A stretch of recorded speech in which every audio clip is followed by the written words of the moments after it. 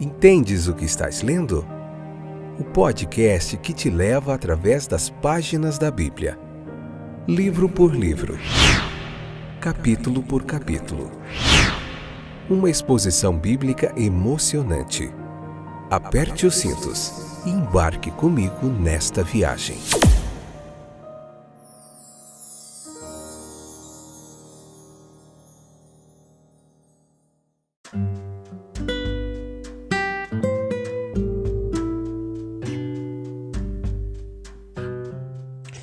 Olá, eu sou o Fábio e estou de volta para mais um episódio do nosso podcast Entendes o que estás lendo?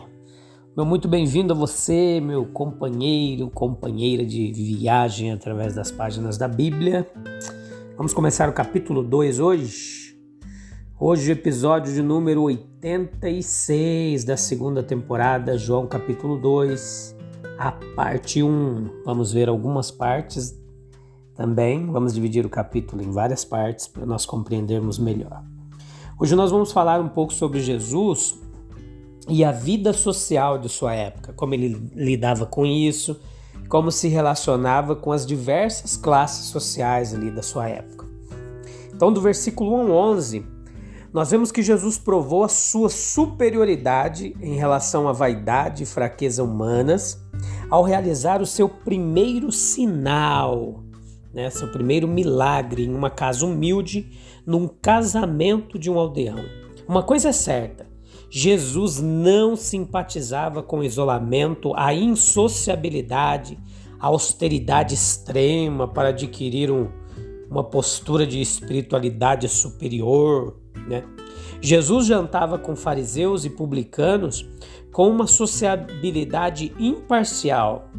Foi apresentada uma queixa contra ele pelos formalistas, de que ele era glutão, bebedor de vinho e amigo de publicanos e pecadores. Que nosso Senhor não tinha aversão a reuniões sociais, Ele frequentou a sociedade dos homens a fim de difundir a sua influência, sua doutrina e principalmente para que os homens pudessem vê-lo, ouvi-lo e conhecê-lo por meio dele e conhecer por meio dele a graça de Deus. Nesse período havia apenas alguns deles, talvez uns 5 ali discípulos. E este foi um estágio inicial ali de todo o seu discipulado. Havia algo que eles aprenderam na festa de casamento. E como a narrativa nos diz, a experiência foi muito proveitosa para todos eles. Eles deveriam aprender que aqueles que desejam ser ajudantes espirituais dos homens devem primeiro ser e provar que são seus amigos.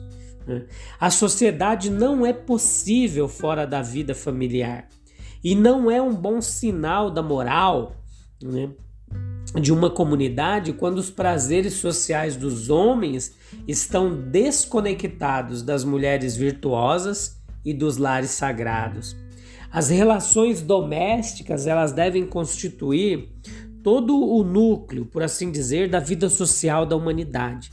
Eles são o verdadeiro e divino antídoto para o egoísmo e as paixões do homem. E Cristo nos ensina que o prazer ele deve ser encontrado não apenas no mundo, na sociedade, mas dentro dessa vida doméstica, nessas relações consideradas sagradas, que são geralmente, às vezes em tom de brincadeira e de zombaria, associadas a desapontamento, tristeza, E nós vemos ali que Jesus ele realizou um milagre providenciando o quê? Vinho, uma alegria para aquele casamento. Observamos que Jesus fez essas duas coisas. Primeiro, observe comigo, que ele deu a seus amigos não o que não era uma necessidade absoluta, mas um prazer, um luxo. Os convidados poderiam ter bebido água, mas o divino amigo Jesus não decidiu o que eles deveriam ser compelidos a fazer.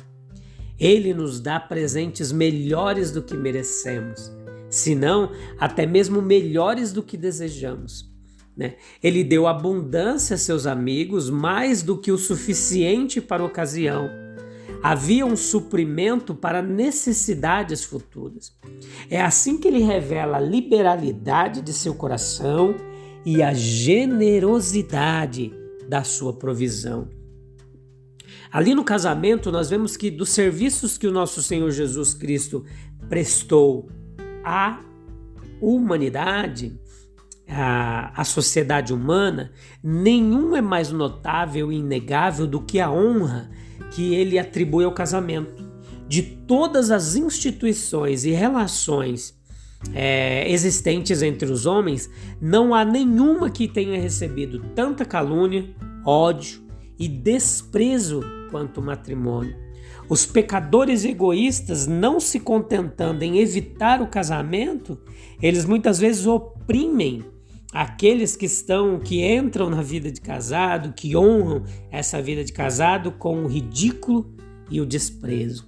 Isso não é de se admirar, visto que o casamento verdadeiro e honrado envolve abstinência de prazeres ilegais, também uma fidelidade, constância de afeição em meio às mudanças, responsabilidades e problemas recorrentes.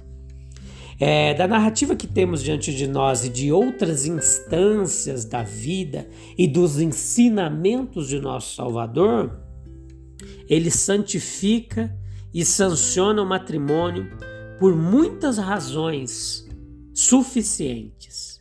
Aqueles que menosprezam a vida conjugal, eles costumam ter uma visão deturpada do sexo feminino, considerando as mulheres mais como instrumentos de prazer sensual do que como companheiras honradas. A verdadeira esposa assume uma posição que não apenas enobrece a si mesma, mas eleva a si própria. A esse respeito, o casamento está em completa oposição à poligamia e às relações sem compromissos, que são muito comuns nos dias de hoje. Em vez de viver para se beneficiar a si mesmo e considerar o outro sexo como uma oportunidade para benefício, o homem pode aprender a ver a vida humana como uma oportunidade de carregar os fardos e alegrar a sorte dos outros, né? Não pensando só em si mesmo. A fidelidade, ela torna-se uma testemunha silenciosa e eficaz contra os vícios predominantes e sedutores da humanidade. A família é a unidade divinamente ordenada da sociedade humana. Isso foi reconhecido até mesmo em nações que não tinham o cristianismo como religião. Mas o cristianismo, ao dar ao mundo um ideal mais elevado de casamento, prestou um grande serviço a todos, né? O aumento da população, o predomínio da indústria e do conhecimento, a formação de hábitos saudáveis, tudo que contribui para a prosperidade nacional, e tudo isso é promovido pela santidade e honra do casamento. É nas famílias sagradas que os membros mais inteligentes, úteis e firmes das igrejas cristãs são treinados. É deles que as fileiras dos ministérios são recrutadas. São eles que transmitem a verdade incorrupta de geração em geração, né? Os filhos da oração e da vigilância erguem-se para se tornarem os homens fortes nos exércitos do Eterno. O próprio Cristo implantou a semente daquela ideia do casamento espiritual, né, que a Bíblia nos ensina, ele como verdadeiro noivo, a igreja como uma noiva, mas para apreciação nossa do que está envolvido nesse relacionamento sagrado, nós dependemos de nosso conhecimento e experiência do matrimônio como existente na sociedade humana. Assim, nós aprendemos que profundidade de significado reside na afirmação: Cristo amou sua esposa, a igreja, e se entregou por ela. Que fantástico, né? Então, ao registrar esse incidente aqui do milagre, o evangelista conta sua história com uma bela simplicidade e quase sem a consciência de que ela contém o que é maravilhoso e sobrenatural. Sem dúvida, parecia-lhe tão natural que Jesus tivesse agido como agiu, que escreveu sem chamar nenhuma atenção especial para o que na narrativa era evidentemente milagroso. O próprio João tinha visto tantos exemplos da autoridade sobre-humana de seu mestre que ele não conseguia pensar naquele ser poderoso e gracioso agindo de outra forma do que agia. Nessa poderosa obra e milagre que imortalizou a aldeia de Caná na Galileia, nós vemos Jesus afirmando sua supremacia sobre a natureza. A maioria dos milagres de Jesus foram desse tipo. Eles o exibem como governando e controlando com perfeita facilidade as forças naturais, sejam físicas ou fisiológicas, né? O que mais? Nós vemos ele fazer uso de instrumentos humanos. Ele ordenou a seus discípulos que distribuíssem o pão. Ele instruiu o cego a se lavar no tanque de Siloé, né? Tudo isso. E ele faz uso também de matérias existentes, de materiais visíveis. Teria sido tão fácil para Jesus encher os vasos vazios com vinho, quanto transformar a água com a qual ele escolheu que deveriam ser enchidos. Ele pegou o material que estava à mão e trabalhou nele. É uma boa lição para aprendermos. Tomemos as circunstâncias em que Deus nos colocou, os personagens com os quais Ele nos associou e procuremos e nos esforcemos a usá-los para a glória de Deus, né?